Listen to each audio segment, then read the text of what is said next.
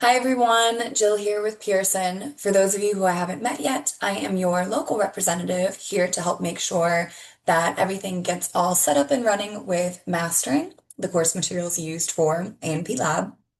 And I'm here throughout the semester. I'm usually there in person to help get this all set up, but I had to be at a conference this week. So I created you this video, which will have the step-by-step instructions for getting your course linked to Canvas and get a good familiarization with how to use it. But I will also be hosting office hours on the first day of class in case anybody runs into any issues, has any questions, wants to walk through it one-on-one. I'll be available to help. You should also have my email at this point, so you're welcome to shoot me an email if you want to meet a different time or just have a quick question. Whatever works for you, I'll be available. But in the meantime, we'll walk you through the steps here.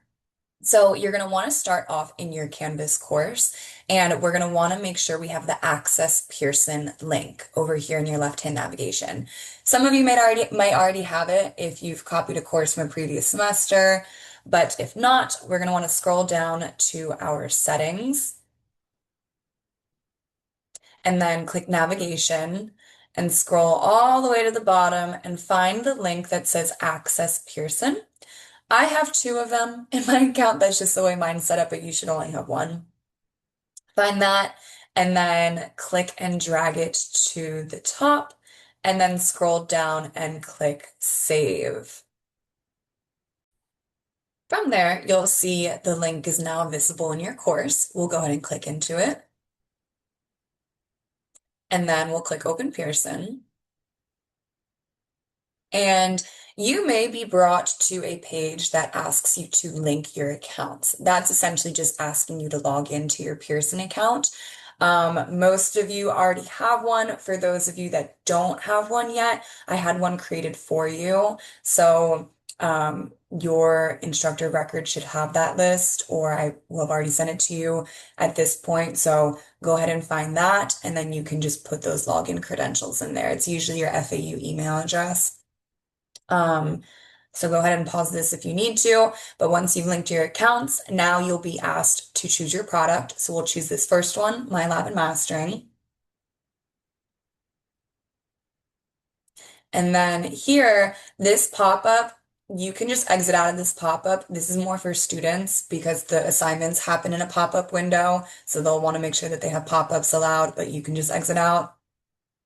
And then looks like we're having maintenance soon. Can exit out of there. From here, we'll click Get Started. And now you'll see three different options for how you want to pair your course. We're going to choose this second option to create a copy of a course, and then scroll down and we're going to enter the course ID Labs 38927. So again, it's Labs 38927. Make sure everything is lowercase, no spaces, exactly as it is here. From there, we'll click Search. And then you should see this, which is what we will select. So what's happening is this is a coordinator course already created with all the assignments in it. It might already have all the due dates in it. So you're just creating a copy of it. And then anything that happens in here, which Terrell and your instructor record are in charge of, it will flow automatically into your course, into Canvas, right? So we'll go ahead and click Select. And then scroll down, make sure this stays selected. This is essentially saying students will be able to enroll in this course now. And then course name, this is automatically going to default to what your Canvas course is named. So it should say BSC 2086L and your section number. You can change the name of it if you want, but I do recommend leaving the section number. That way it's easier to be organized and find within the accounts. So I recommend just leaving it as is. And then from here, you'll click your start and end dates. I recommend opening it the day that you're creating it. I think that should be somewhere in this week. So let's say this. And then end date, I think it's May 6th is when class is finished. So we'll just do this one. And then this option, nobody's going to be copying your course, so it doesn't matter, but I just leave this as default. And then we'll go down here and we'll click the blue Create Course. And then from here, it just takes a minute to load. You'll get a confirmation email when it's finished being created. But again, it only takes a minute. And from there, your course will then be successfully linked to Canvas. So you'll be able to access it by going into this link. Your students will be able to. And what we're going to do when it loads, we're going to enable grade sync. So grade sync is what allows the assignments to carry over to Canvas and then also the grades.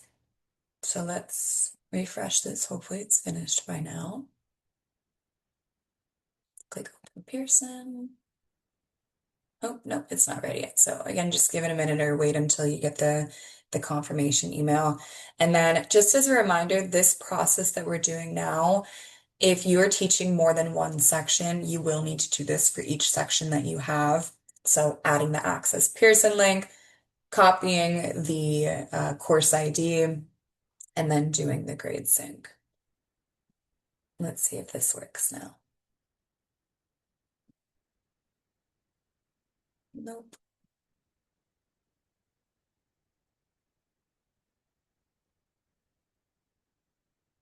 Okay, it looks like it should be good. Hopefully we don't run into any errors doing this prematurely, but you'll know because before this said get started and now it's saying open my lab and mastering. So right here on this page is where you'll do grade sync. You can see when you click here, all the assignments that are in your course will populate. So we will go ahead and select all and then make sure to click automatic grade sync on and then sync grades now. So these will then be brought over into Canvas so students can click into them directly. Automatic grade sync on one thing to note, if you need to make any adjustments to any of your assignments, maybe you want to extend the due dates or grant an extension for one student, anything like that, do it in Pearson because then it'll automatically flow into Canvas because we have this automatic grade sync turned on, right? Whereas if you do it in Canvas, then you'll also have to do it in Pearson. So just eliminate the step and do it only in Pearson. Now that they are all synced over, you'll see they carried into your assignments tab. You can also add them to your modules if you want. That's up to you. I don't know if you guys have a structured organization for what you want the modules to look like, but maybe if you categorize them by week, all you have to do is click this plus button over here on the right side, and then you can carry these over to, and so on and so forth. So that is that for the Canvas integration. A couple things to note with Pearson itself. I want to show you guys how to grant extensions for students. I know that comes up sometimes. So we're opening Pearson. We clicked this Open My Lab Mastering button. And here's your course. To grant extensions, we'll come over here to the Assignment Manager. That's where you'll see all those assignments that came over into the course. And all you'll have to do is click this Options menu on whichever assignment you want to work with, and then click Student Settings. And good. And then click Add/Remove Students. And there's no students enrolled in the course, so it's not showing up for me, but you'll see you can click the person that you want to do an extension for or adjust any of the assignments, really, the settings for. And then over here, and then from there, you'd be able to change maybe the open date, the due date, a penalty, things like that. And then you would click save and you're done. And then your grade book will be over here if you need to view any of the grades. Again, it'll make more sense once students are enrolled, but you can filter by assignment. Your students would be located here. The e-texts are over here. And then one thing I highly encourage you to take a look at is this study area. This is available to both you and the students. So if a student comes to you and says, I need extra help on something, what can I be reviewing? They can come into here and find something that works for them. Or if you find anything in here that you really like and might supplement one of your classes, you can always show this in class. So click Launch the Study Area. And what it is it just offers a wealth of different extra resources to study from and supplement. So you'll see it's a ton of different videos that are available. There'll be different animations, media, graphics, things like that. If you come into here, you guys are using this second one, the Whiting Human Anatomy and Physiology Lab Manual. You can see what's in here. But for example, these A&P Flicks videos are really popular and really impressively well done. And we can see there's new ones. So definitely encourage you to play around with that and see if you can find anything you like. Keep in mind, there will also be resources here for the lecture book. So there'll be different things for lab manual or for the lab sections and for the lecture sections, but I know they can coincide sometimes, so that helps. And then last thing I want to show you is this practice anatomy lab. This is a really helpful tool. I believe you guys have some assignments created with it, but it's our virtual anatomy study and practice tool to give 24/7 access to widely used lab specimens. You'll see there's 3D interactive models. It's designed and organized by body system, new anatomical model and cadaver photos, things like that. So again, this is something that students can go into on their own or you can show in class. But at the least, I definitely recommend playing around with this and seeing if there's anything of interest to you. You can see all this. And then there's review, quiz, lab practical. So you see the quiz would be multiple choice, lab practical. Yes, we would like to exit. They would answer answer like a free response answer. So pretty neat stuff. But I won't take up too much of your time today. Again, hopefully this should get you in a good spot. But if you have any questions or need anything, please feel free to reach out and I'll be happy to help.